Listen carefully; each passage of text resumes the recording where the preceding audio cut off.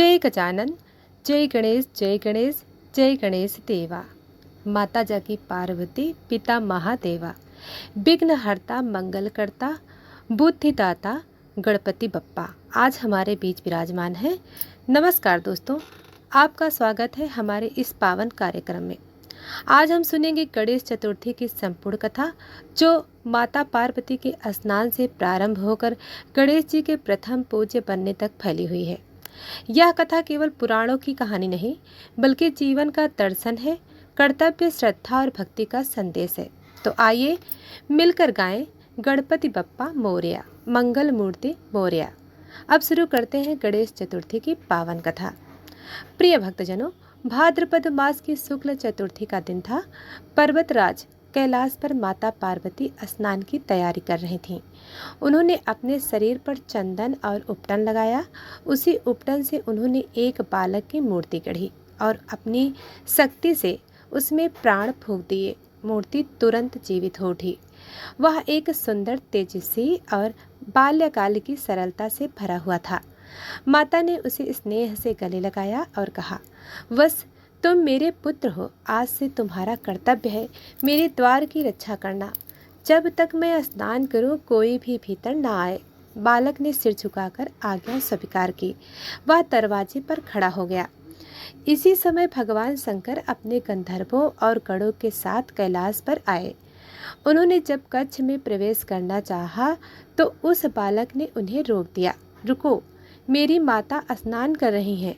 बिना उनकी अनुमति के कोई अंदर नहीं जा सकता। शिवजी आश्चर्यचकित हुए। कैलाश पर रहते हुए कौन उन्हें रोक सकता था? उन्होंने मुस्कुराते हुए कहा, बालक, मैं स्वयं इस गृह का स्वामी हूँ, मुझे कौन रोक सकता है? बालक दृढ़ स्वर में बोला, आप चाहे कोई भी हो, माता की आज्ञा सर्वोपरि है। जब तक वह स्नान न कर ले, मैं आपको अंदर नहीं जाने दूंगी। शिव जी का धैर्य टूटने लगा। उन्होंने गणों को आदेश दिया, इसे हटाओ। गण आगे बढ़े, किंतु बालक ने वीरता से उनका प्रतिकार किया। उसकी शक्ति अद्भुत थी। उसने अकेले ही शिवगणों को परास्त कर दिया। यह देख देव ऋषि नारद, ऋषिगण भी चकित हुए। देवताओं में चर्चा होने लगी कि यह बालक कौन है जिसकी शक्ति अपार है।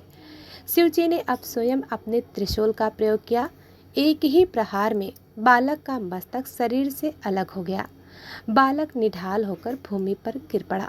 उसी समय माता पार्वती स्नान करके बाहर आईं।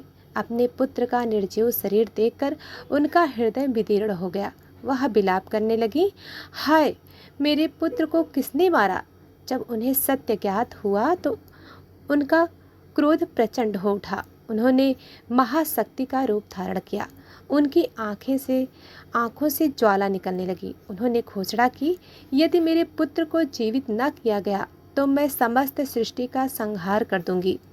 देवताओं में भय फैल गया। सबने मिलकर महादेव से प्रार्थना की, प्रभु, माता पार्वती का क्रोध शांत कीजिए, अन्यथा तीनों लोग नष्ट हो जाएंगे। शिव जी ने स्थिति की गंभीरता समझी और माता को वचन दिया, उमा, तुम्हारा पुत्र पुनर्जीवित होगा, और वह केवल जीवित ही नहीं होगा बल्कि संसार में प्रथम पूज्य बनेगा। तुरंत गणों को आदेश दिया गया, उत्तर दिशा में जाओ, जो भी जीव पहले मिले उसका मस्तक लेकर आओ। वे लौटे और उन्होंने एक हाथी का मस्तक प्रस्तुत किया। शिव जी ने उसे बालक के धड़ पर स्थापित किया। मंत्रों उच्चारण हुआ, जल छिड़का गया। क्षण भर में बालक ने नेत्र खोले। अब उसका स्वरूप अद्भुत था। गजमुख, लंबी सूंड, विशाल कान, परंतु अलौकिक तेज के साथ। माता पार्वती ने पुत्र को गले से लगा लिया।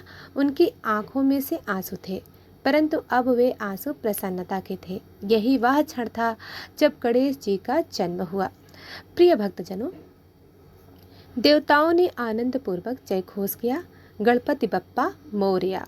उन्होंने शिव जी से प्रार्थना की, प्रभु, यह बालक केवल पार्वती नंदन ही नहीं बल्कि समस्त लोगों के कल्याण का कारण बनेगा। इसे विशेष स्थान दीजिए। शिव जी ने घोषणा की, आज से यह समस्त गणों का अधिपति होगा। इसका नाम होगा गणपति। यह होंगे विघ्नहर्ता अर्थात बाधाओं को नाश करने वाला, और यह होगा प्रथम पूज्य। बिना इसकी पूजा के कोई भी शुभ कार्य सिद्ध नहीं होगा। माता पार्वती ने आशीर्वाद दिया, वत्स तुम भक्तों के दुख हरोगे, जो भी तुम्हारा नाम लेगा उसके सभी कार्य सफल होंगे। ऋषियों ने गणपति की स्तुति, वक्रतुंड महाकार्य सूर्यकोटि समप्रभा निर्विघ्नं कुरु मे देवी सर्व कार्येषु सर्वदा। देवताओं ने पुष्पवृष्टि की, चारों ओर आनंद का उल्लास छा गया। प्रिय भक्तजनों, लेकिन उसी रात एक घटना हुई। चंद्रमा ने गणेश जी के गजमुख स्वरूप को देखकर हंसी उड़ाई। गणेश जी ने क्रोधित होकर कहा, चंद्रमा आज से तुम शापित हो।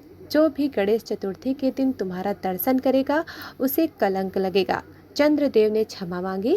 गणेश जी ने सांप को स्थित करते हुए कहा, जो भक्त इस दिन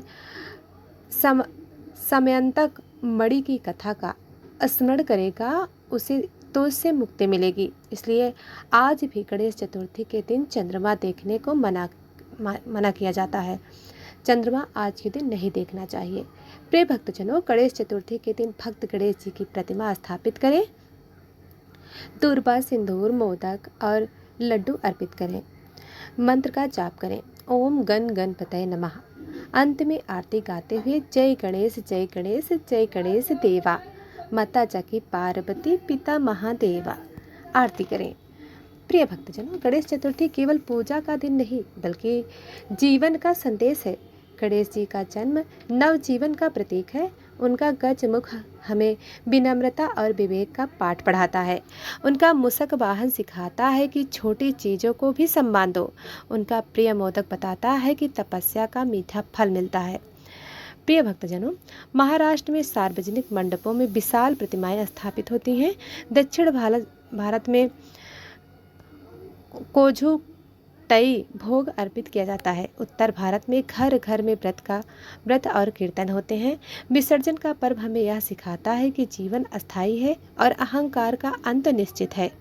प्रिय भक्तजनों, आज गणेश चतुर्थी समाज को जोड़ने वाला पर्व बन गया है। इसमें कला, संस्कृति, संगीत और एकता का संगम है। बच्चे, युवा और वृद्धा सभी इसमें भाग लेते हैं। यह पर्व हमें सामूहिक भाईचारे का संदेश देता है। प्रिय भक्तजनों, भाइयों और बहनों, आज हमने गणेश चतुर्थी की संपूर्ण कथा सुनी। हमने जाना कि कैसे माता पार्वती के उपटन से गणेश का जन्म हुआ, कैसे उन्होंने कर्तव्य निभाते हुए अपने प्राण त्याग दिए, कैसे शिव जी ने पुनर्जीवित देकर प्रथम पूज्य बनाया और कैसे यह दिन आज भी हम सबके जीवन में विघ्नहर्ता और सुखकर्ता का संदेश देता है। तो आइए इस पावन अवसर पर हम सब मिलकर संकल्प लें, अपने जीवन से आलस्य, अहंकार और विघ्नों को दूर करें, गणेश जी का स्मरण करें और हर कार्य की शुरुआत उनसे करें। और अब सब मिलकर गाएं, गणपति बप्पा मोरया, मंगल मूर्ति मोरया। जय गणेश जय गणेश जय गणेश देवा। धन्यवाद।